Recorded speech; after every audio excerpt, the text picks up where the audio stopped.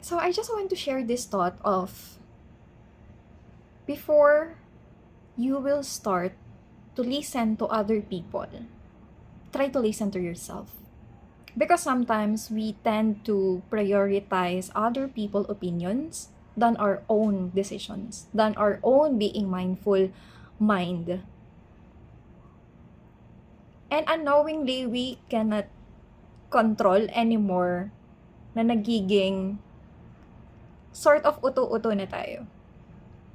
That we cannot even decide for ourselves without relying to these people around us. And for me, I felt like I am already died while I'm living if I'm gonna be like that. I am the most distant child sa family namin. Alam na mga kapatid ko yan. Lagi nga akong sinasabihin, ako yung nasa labas ng koral. Well, it's not because I want to be the different one. It's not that. But because I am this person who always wanted to explore things on my own. Even sabihin mo sa akin, no, it's wrong. No, masamang tao yan. No, I want to say to myself na masamang tao talaga siya. That you are not just trying to destroy this image of this specific person towards me. That you are not trying to paint different personality ng tao na to sa utak ko, sa mata ko, sa tenga ko, sa puso ko. So I am this kind of person that who always wanted to listen on myself, how my body can communicate to me, how amazing and brilliant my senses are bago ako tumakbo sa ibang tao. Most of the time, of course, we have all problems in our lives. Consistent yan, hindi yan mawawala until buhay tayo.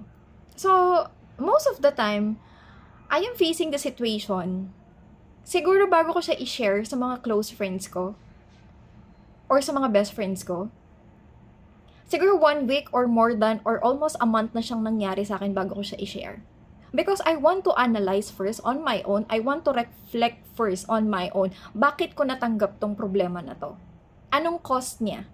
Paano ko siya susolusyonan? How is it possible na nangyari sa akin tong sitwasyon na to? Yes, of course, I do believe in God that if really meant for you, it will really come. It will hunt you to experience that kind of problem. But then again, I'm in this situation of my life na iisipin ko, bakit ako napunta sa sitwasyon na to? Dahil for sure, may gustong ituro sa akin si Lord na hindi ko, of course, hindi mo naman talaga malalaman agad. But I am this kind of person talaga na I want to dig deeper on the problem. Not for me to make myself stress. Of course, I have my own problem right now that I am facing. But the point of, not for me to blame other people too. If one person or other person hurt me, I won't blame them on the spot.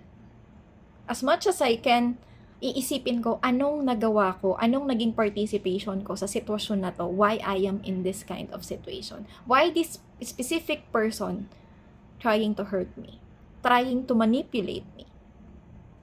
Ganun ako. And I hope, bago ka makinig, even sa akin, sa thought ko or sa wisdom ko, makinig ka sa sarili mo.